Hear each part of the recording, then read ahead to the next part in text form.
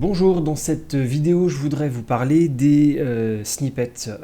Quand on fait de l'informatique, du code précisément, il y a des choses qui reviennent de manière extrêmement fréquente, qu'on tape tout le temps. Pour gagner du temps, on peut faire appel à des snippets, des espèces de templates de pages ou de fragments de code. Par exemple, quand on veut créer une page web toute simple, on commence toujours par la page HTML et on va tous sur VS Code, taper HTML, faire tabulation et on va avoir ce template. Voilà, c'est ça un snippet. Moi, ce que je voudrais vous montrer, c'est comment vous pouvez créer vos propres snippets parce que typiquement, moi, celui-ci, pour la page HTML, il va pas me convenir. Il va pas me convenir pour plein de choses. Oui, il y a les éléments absolument essentiels, mais ils ne me correspondent pas. Par exemple, ici, c'est la langue EN, donc English. Soyons clairs, c'est pas la langue du code, hein, tout le code est en anglais, c'est bien la langue d'écriture, de rédaction du contenu. Or, moi, c'est FR, je vais faire mon site en français. Pour des questions d'optimisation, je préfère toujours mettre le title en haut et systématiquement, comme je pars sur maçon formation, je vais y mettre ça directement dans mon template pour par exemple donner une illustration. Ça apparaît dans l'onglet des navigateurs web, mais ça apparaît également pour le SEO sur les moteurs de recherche. C'est comme la balise MetaName description. Moi, j'ai du mal à comprendre qu'elle ne soit pas dans le template parce que c'est la petite phrase qui se retrouve sous les résultats des moteurs de recherche et du coup, indispensable pour moi de l'avoir. Quand je vais faire une page HTML, forcément, je vais avoir du CSS à mettre dessus. Du coup, je ne vois pas l'intérêt pour moi de ne pas le mettre dans mon template pour gagner du temps. Donc, je vais créer mon lien. Ce lien, donc, c'est Stylesheet. Et puis, j'ai à peu près toujours le même type d'arborescence, c'est-à-dire que j'ai un dossier avec mes assets. Je vais avoir le CSS et ma page de style, habituellement, je l'appelle style.css. Donc, je le mets directement dans mon template. Pour ma part, j'aime bien toujours avoir deux fichiers CSS, un pour le desk, un pour le mobile. Je trouve ça plus simple à gérer, on peut gérer les deux versions en parallèle, on peut travailler à deux dessus. Du coup ici, je vais rajouter le mobile. Et puis, je vais rajouter encore un lien qu'on met aussi sur tous les sites, c'est l'icône, donc le X-icon, où on peut aujourd'hui le mettre en icône seul. Et du coup, le href avec, donc pareil, assets, image, / et favicon ou icon, ça c'est chacun comme il veut, on le met en SVG, en PNG, en JPG, peu importe, et puis voilà, avoir un petit espace ici. Ce template là, pardon, l'habitude de tout enregistrer, ce template là, typiquement moi il me convient, c'est quelque chose que j'utilise fréquemment, donc au lieu de taper HTML et de solliciter le template qui existait, je préférerais avoir celui-ci. Dans la vraie vie, le mien est même encore un petit peu plus compliqué que ça. Donc en fait, ce que je vais faire, c'est que je vais sélectionner ce code pour m'en servir comme base et je vais aller dans File, Preferences et je vais aller chercher ici le Configure Snippets. J'ai deux zones, j'ai les snippets existants et je peux en créer de nouveaux basé justement sur quelque chose qui existe déjà. Donc moi je vais créer un nouveau snippet, évidemment on me demande un nom. Moi je vais l'appeler MF, maçon formation, juste pour le principe, je le détruirai évidemment après. Donc je crée ça et je vois apparaître ici une accolade au début, une accolade à la fin, du code en commentaire, / devant. Si vous regardez très rapidement la structure de ce code-là, pour ceux qui connaissent, vous devez normalement y voir du JSON. Donc je vais décommenter ces lignes-là. Hop, j'en ai pris une de trop visiblement. Hop, et du coup j'ai ça. Donc c'est bien du JSON avec ici une propriété et une valeur. Et la valeur est à son tour un objet. Donc on a un objet dans un objet, etc. Donc c'est une notation JavaScript classique. Le scope, c'est la zone de référence, c'est-à-dire que de base, l'exemple qui m'a été donné est basé sur du JavaScript. Moi, je vais enlever ça et je vais mettre à la place HTML puisque pour moi, il s'agit d'HTML. Le préfixe, c'est ce que j'ai tapé tout à l'heure, le HTML, avant de faire tabulation et solliciter le snippet. Donc du coup ici, moi je vais faire HTML5. Donc du coup, si maintenant je tape HTML5 tabulation, la machine va me sortir le code qui se trouve dans le body. Je regarde 2 secondes le principe du code dans le body. C'est toujours un principe quand vous apprenez quelque chose, c'est d'abord de regarder ce qu'il y a. Et vous voyez qu'il y a 2 lignes. La première commence par un double guillemet et finit par un double guillemet, virgule. double guillemet, $2 et double guillemet. Donc on est bien sur une notation typiquement JSON. Donc moi j'efface maintenant tout ça. Hop. Et ici, je vais venir coller hop, mon template. Ce template, je vais le réadapter, c'est-à-dire que je vais venir remettre ici, bien comme il faut, voilà, pour avoir exactement ce que je venais de taper à l'instant.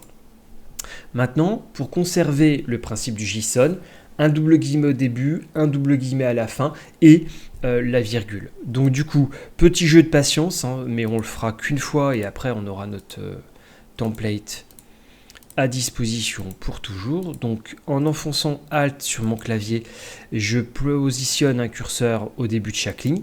Je dis bien chaque ligne, même la ligne vide parce que moi je la veux dans mon template, j'aime bien. Et du coup, ici, je mets un double guillemet. J'appuie sur la touche fin de mon clavier, ça m'emmène à la fin de la ligne. Je mets le double guillemet et la virgule et je suis tranquille. Pour les absolument puristes, la dernière virgule ne doit pas exister, donc je l'enlève. Et du coup, j'ai la structure du code en JSON. Le problème que je rencontre là, c'est que dans le HTML, pour les attributs, j'utilise déjà le double guillemet. Quand je mets name égale description, j'ai pas mis égale description, j'ai mis égale guillemet description guillemet.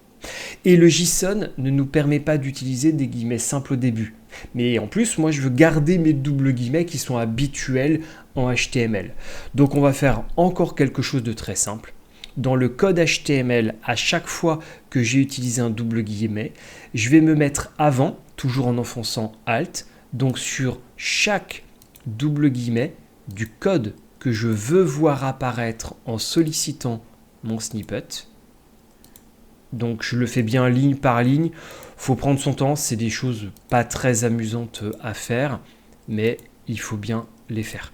Moi j'ai tendance à me mettre au début de la ligne et aller jusqu'à la fin, et du coup à faire en sens inverse quand je reviens. Ça, c'est chacun qui fait comme il entend. Hop, voilà. Et du coup, une fois que j'ai fait ça, je mets un anti-slash, le caractère d'échappement de la plupart des langages. Donc du coup, partant de là, la machine va solliciter ce corps de texte là. Et du coup, la description, pour moi, elle ne correspond pas à grand chose. Ici, hop, template de base pour une page HTML. Voilà. Moi, je préfère mettre quelque chose comme ça. Du coup, pareil pour le print to console, mais je vais vous montrer exactement ce que c'est. Du coup, j'enregistre ce snippet là et la machine, vous voyez, elle me dit il y a un truc qui ne va pas. Le texte, il est rouge, il y a un petit 1 en rouge et puis j'ai un petit carré rouge là sur la droite. En fait, ce qui ne va pas, c'est ici. La ligne vide, c'est bien un double guillemet, mais sans rien dedans, pas d'espace. Donc maintenant, si j'enregistre, j'ai plus de soucis. Et si je crée un nouveau document, CTRL-N, et que je fais HTML, on me propose le HTML classique, HTML5 tabulation, je dois avoir ce template qui apparaît. Si ça n'apparaît pas, c'est tout simplement parce que ici, il y a quelque chose qui ne lui a pas convenu. Ce qui ne lui convient pas, c'est que j'ai imposé un scope en HTML. C'est-à-dire que pour que ce soit déclenché, il faut que je sois dans un contexte HTML. Sauf que quand j'ai créé ce fichier-là, regardez en bas, on me dit que j'ai du plain text, donc du texte brut. Je vais remodifier mon template 2 secondes. J'enlève le HTML. Comme je n'ai plus de scope, c'est quelque chose que je peux utiliser dans n'importe quel scope, dans n'importe quel contexte. Donc ici, un texte plain, c'est jouable HTML, tout simple, et il me propose les deux. Et voyez mon print to console, c'est justement cette petite aide qui vous dit en gros à quoi va servir votre snippet. Donc du coup, moi je vais le corriger de suite.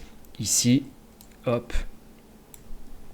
Donc template HTML5 Seb. Voilà, comme ça je sais que c'est le mien, c'est celui qui est perso. J'enregistre, je reviens sur mon texte brut, je suis toujours en plain text, HTML et tout de suite il me propose les deux, mais sur le deuxième j'ai template HTML5 Seb, vachement mieux. Donc avec les flèches ou avec la souris, peu importe, et je sollicite ça, j'ai mon template. Plutôt cool, mais on peut faire mieux. il y a un truc moi qui m'agace un petit peu, c'est que là j'ai perdu l'indentation. Alors c'est tout bête l'indentation, mais c'est de très bons repères visuels de ce qu'on appelle en JavaScript le DOM, donc l'organisation réellement de la page, et ça du coup je veux le conserver. Du coup, je vais revenir sur mon template ici, et à l'entrée de chaque élément ici qui doit être indenté, je vais faire un anti-slash T comme tabulation. J'enregistre et je viens de rajouter mes tabulations. C'est-à-dire que si j'efface tout ce que j'ai là et que je ressollicite mon template HTML5, la machine me le met avec les tabulations. Plutôt pas mal. Les tabulations, vous n'êtes pas obligé de les mettre en fait comme ça. En réalité, on n'est même pas obligé de passer à la ligne comme je l'ai fait là. C'est-à-dire que ici, je peux enlever tout ça. Et si je garde le doctype, le tag HTML et le tag head comme ça sur une ligne, bah la machine, c'est ce qu'elle va faire. C'est-à-dire que si je rappelle mon template, bah j'ai bien ça sur une ligne. Elle fait exactement ce que je lui demande. Donc, pour l'éviter, j'ai la possibilité ici de mettre un \n, donc l'anti-slash. Pareil ici, et là j'en ai pas besoin puisque je passe manifestement à la ligne. Donc du coup, quand je fais ça, je sollicite mon template et du coup, pardon, j'ai pas pris le bon visiblement, hop, voilà. Et du coup j'ai ça et j'ai bien à nouveau le retour à la ligne qui s'est fait naturellement. Donc c'est plutôt pas mal. C'est plutôt pratique. Maintenant, moi, je préfère la première technique parce que ça me permet de visualiser mon template quand je suis en train de le créer. Enfin, je voudrais vous montrer une dernière petite chose. Vous avez la possibilité, tout vous est expliqué là, d'utiliser des dollars. Les dollars, c'est des points de repère de tabulation. $1, c'est l'endroit où le curseur va clignoter quand vous allez avoir créé votre template, votre snippet. Le $2, c'est quand vous aurez appuyé sur tabulation, vous passerez à ce deuxième emplacement. Et le $0, c'est l'emplacement final, c'est le dernier que vous obtiendrez quand vous allez utiliser la tabulation. Alors ça a un vrai intérêt. Vous vous souvenez tout à l'heure, je vous ai dit que dans le title, je mettais toujours maçon formation. Ben, c'est pas le cas, là je le fais pour la démo, mais dans la vraie vie, c'est pas ça. Ça dépendra du client. Donc je vais mettre $1. Quand j'appelle ce snippet, je veux que le curseur se mette là pour pouvoir remplir mon title. Derrière, je vais me mettre entre les deux guillemets du content et je vais mettre un $2. Je fais tabulation, je renseigne la métadescription pour mon SEO. Et quand j'ai fini tout ça, voilà pourquoi j'aime bien avoir cette ligne vide, c'est mon $0. Parce qu'en fait, quand je crée une page web, bah c'est ça. Je mets le title, la métadescription et après je mets le contenu de mon site. Donc du coup, si je reviens ici et que j'efface tout, HTML et je vais aller chercher template HTML5 Seb. Et du coup, si je fais ça, j'ai bien mon template. Vous voyez que le curseur se met ici. Donc, je peux mettre MF. Tabulation, je mets coucou dans la description. Tabulation, je suis prêt pour mettre mes balises, header, nav, footer, etc., etc. Et donc du coup, voilà, vous avez appris à faire un template. L'avantage de savoir le faire comme ça, sans demander à une IA ou autre, c'est que vous pouvez vous le personnaliser au dernier degré et du coup vraiment mettre ce qui vous correspond dans votre cadre de production avec vos petites habitudes comme moi, le style et le mobile, etc. Donc vous avez vraiment quelque chose d'ultra personnalisé. À vous de jouer.